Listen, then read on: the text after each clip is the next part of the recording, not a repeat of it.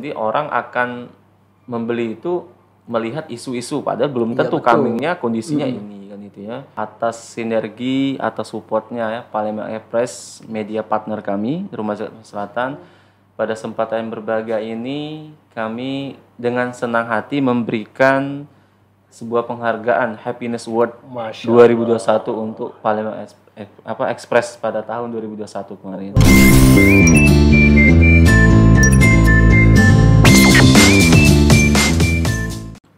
Assalamualaikum warahmatullahi wabarakatuh. Masih bersama saya Trisno Rusli dalam programnya Podcast Cukup Pedas. Podcastnya Palpres Official yang bisa kalian saksikan di YouTube channel. Beberapa pekan terakhir kita mendengar sejumlah informasi adanya isu penyakit mulut dan kuku atau PMK yang melanda di beberapa daerah di Indonesia dan salah satunya termasuk di Sumatera Selatan. Nah, isu ini cukup menarik karena tumbuhnya isu ini berdekatan dengan Hari Raya Kurban, karena penyakit kuku dan mulut dan kuku ini sendiri menyerang hewan-hewan berkaki empat, salah satunya ialah hewan kurban, sapi atau kerbau. Dan hari ini kita akan membahas terkait dengan donatur-donatur yang ingin mengkurbankan melalui Rumah Zakat Sumatera Selatan. Di studio kita sudah hadir Ustadz Sulaiman, SPD, yang merupakan Branch Manager Rumah Zakat Sumatera Selatan. Assalamualaikum warahmatullahi wabarakatuh, Ustadz. Salam, Mas Trisno. Gimana kabarnya, Ustadz? Alhamdulillah, sehat walafiat insyaallah. Ya, semoga meskipun dalam kondisi yang begitu sulit setelah pandemi, kemudian ada juga isu-isu PMK seperti itu kan, kita tetap kuat menghadapinya seperti itu, Ustaz. Insyaallah harus ini. Harus kuat. Ya, harus kuat. Nah, seperti yang saya sampaikan tadi, bahwa kita ini baru saja melandainya isu pandemi COVID-19 dan terakhir dan baru-baru ini juga adanya isu PMK. Nah, mungkin bagaimana nih, Ustaz, keberlangsungan donatur-donatur yang ada di Rumah Zakat Sumatera Selatan ini? Baik, terima kasih sebelumnya Mas Trisno ya, yang luar biasa nih, sahabat semuanya. Hari ini kita kumpul ya di podcast ini ya tentang PMK dengan isu COVID ya. Mungkin pertanyaan tadi tujukan ke Rumah Zakat, yang isu COVID ini 2 tahun ke belakang ya kita ditimpa atau diuji dengan isu COVID-19 ini. Rasanya semua kalangan merasakan terdampak ya, dari bawah sampai ke atas rasanya semuanya merasakan bagaimana dampak sosial, ekonomi, itu juga dengan bahkan politik ya secara luasnya dengan COVID ini.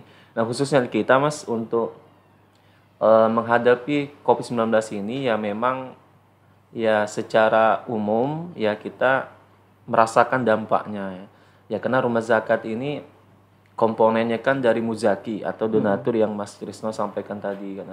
Nah, komponen-komponen inilah yang mana sebagian dari donatur atau muzaki kita ini yang dari pegawai ya kan, dari ada yang bisnis, pengusaha kan itu. Nah, sehingga mereka yang usaha yang terdampak ya sehingga mempengaruhi mungkin mereka yang dulunya sebelum Covid jumlah atau volume untuk berbaginya lebih besar. Nah, sehingga COVID ini berkurang. Seperti itu. Betul. Nah, sehingga prioritas masyarakat barangkali kan kebutuhan keluarga dulu nih. Betul. Nah, keinginan mungkin barangkali ada besar kan intinya kan. Karena kondisi barangkali itu mempengaruhi sehingga prioritas kebutuhan keluarga itu menjadi prioritas para donatur atau muzaki kita. Nah, sehingga kita merasakan dampaknya juga sebetulnya. Ya, kita nyebutnya kan ada muzaki, orang yang mengeluarkan zakat tadi atau berkelebihan harta yang Allah berikan, ada mustahik yang menerima. Ya. Nah, ada sebagian muzaki kita itu yang mereka terdampak, bisa katakan mereka ya jatuh jadi mustahik gitu. Jadi sebelumnya berbagi melalui Rumah Zakat ini, kemudian pandemi itu jatuh. Iya, betul. Itu mencabut atau seperti apa itu?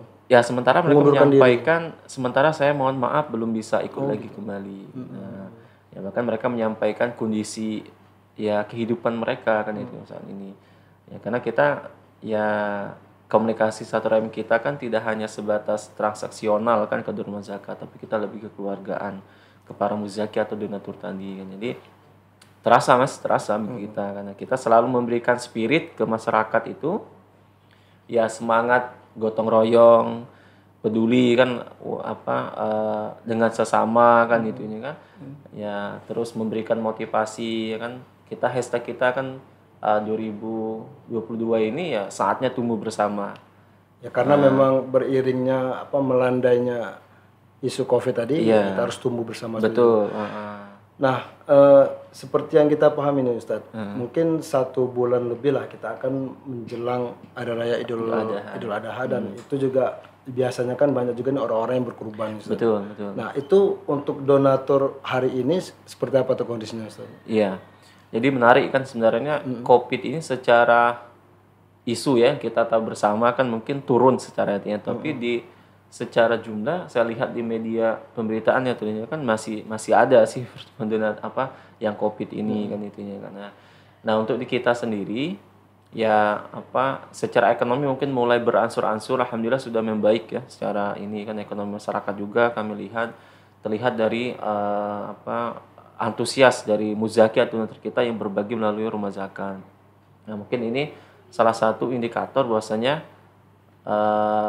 secara ekonomi mungkin usaha kan mulai UMKM mulai bergerak untuk menuju ya perbaikan tumbuh seperti semula sebelum adanya COVID-19 gitu. Nah untuk kurban ini ya terus kita dari Ramadan kan selesai kita selalu memberikan edukasi ke masyarakat tentang ajakan ayo menyiapkan kurban atau menyiapkan hewan kurban terbaik dari sekarang misalnya gitu.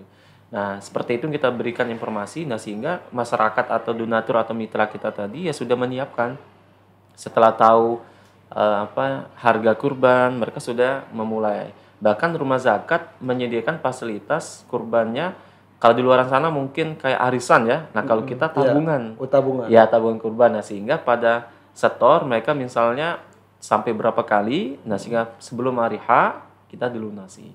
Gitu. Oh gitu. Jadi ya kalau di masyarakat itu kan misalnya ada 7 orang nih, ya, 7 orang sapi, ya. untuk sapi seperti itu kan, betul. 1 orang untuk kambing. Betul.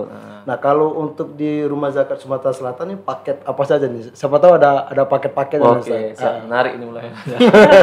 Ya kita sendiri mas seperti di depan kita ini ya, ini kan ada Rumah Zakat ini kita polanya itu kita mengelola daging kurban mas. Nah kita nyebutnya super kurban. Nah super kurban ini cara Rumah Zakat mengoptimalkan atau mengolah daging kurban ini sehingga manfaatnya lebih luas.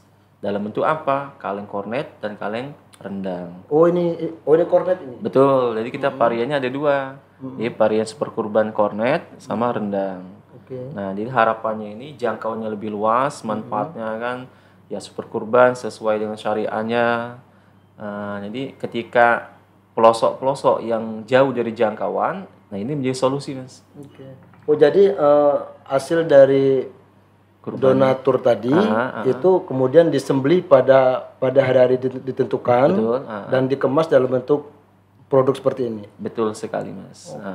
Jadi kan secara syariah kita sudah sesuai syariahnya kan penyembelihannya 10 Zulhijjah atau hari H-nya ditambah dengan hari tasyrik 3 harinya. 11, 12, 13. Nah, setelah itu kita olah ini tujuannya apa? Tujuan agar manfaatnya lebih luas lagi. Nah, karena bentuk program kita ini menjadi ketahanan pangan untuk Indonesia insya Allah. Ketika ada bencana alam kita hadir memfasilitasi membantu masyarakat yang terdampak melalui super kurban ini bisa menjadi salah satu siaga pangan kita juga. Artinya lebih tepat sasaran kalau dikemas dalam bentuk ini. Insya Allah tepat sasaran insya Allah karena menjangkau yang tidak terjangkau insya Allah. Nah ini lebih luas tentunya dan lebih praktis mas. Ketika kita menjangkau pelosok banjir misalnya kan mengiringi sungai bahkan terpencil ya ini praktis untuk kita bawa. Nah bahkan yang mereka tidak punya alat untuk masak misalnya kan, nah ini bisa langsung digunakan kalau masak. Dihangatkan saja kalau yang rendangnya gitu mas. Oh gitu.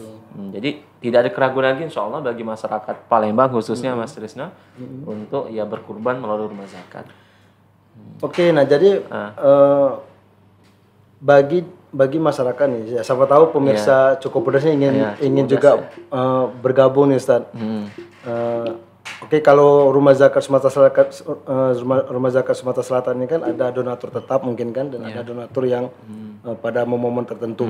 Nah, kalau mereka yang hanya ingin mengikuti program kurban ini seperti apa nih Ustaz? Bisa. Jadi kan kita yang kami sampaikan awal tadi Mas Risno, bahasanya kan muzaki ataupun donatur ini kan istilahnya menjadi bagian dari rumah zakat.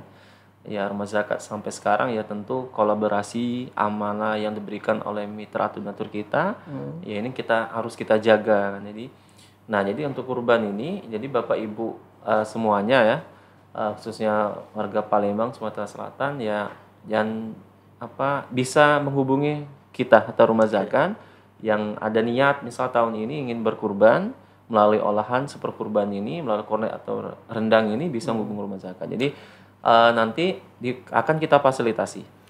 Mungkin bisa dicantumkan di bawah juga. Iya, bisa nanti kita ini kan. Nomor telepon. Iya, nomor telepon kita bisa menghubungi ke kantor rumah zakat atau ke petugas atau amilnya rumah zakat. Nah, mungkin untuk jeda waktunya nih Ustaz.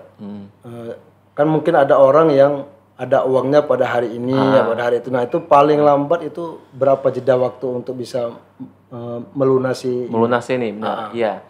Kita sebenarnya ini sebagai memfasilitasi kemudahan bagi para masyarakat atau muzaki tadi atau donatur kita yang ingin menunaikan kurbannya kan, ibadah kurbannya. Nah, fasilitas ini kita berikan berupa istilahnya cicil ataupun tabungan lah, pasnya mungkin tabungan ya. Jadi misalnya Mas Trisno misalnya saya contohkan, misalnya kita 1 tahun misalnya kan, dari Januari misalnya kan temu Juni, atau dari kita insya Allah bulan Juli kan misalnya, nah mulai tahun depan misalnya dari Agustus sampai ke Juli misalnya, nah itu bisa kita tinggal kita bagiin aja. Atau ada juga donatur kita itu berapa harganya gitu, setelah kita sampaikan edukasi, bisa nggak kami bayar sampai 3 kali misalnya, bisa kita fasilitasikan itu dengan catatan ya harus dituntaskan ya sebelum H+2 lah. Berarti hari tasyrik yang kedua. Ketika lewat berarti dia masuk tahun depan. Ya. Karena memang ada hari tertentu. Betul, tadi kan. Ya. Bukan kurban lagi, dia sedekah kan nantinya gitu. Itu kita sampaikan ke donatur atau yang bersangkutan. Niat kita memfasilitasi Mas, insyaallah.